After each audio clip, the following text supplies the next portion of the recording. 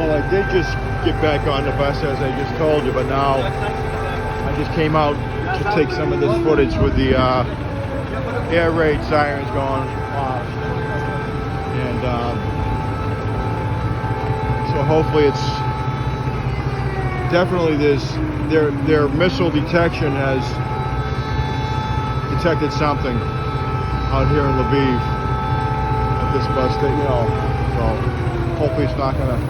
Hopefully the defense anti-missile system will take them out. Let's hope so. So I guess maybe I'll just get back on the bus. I don't know.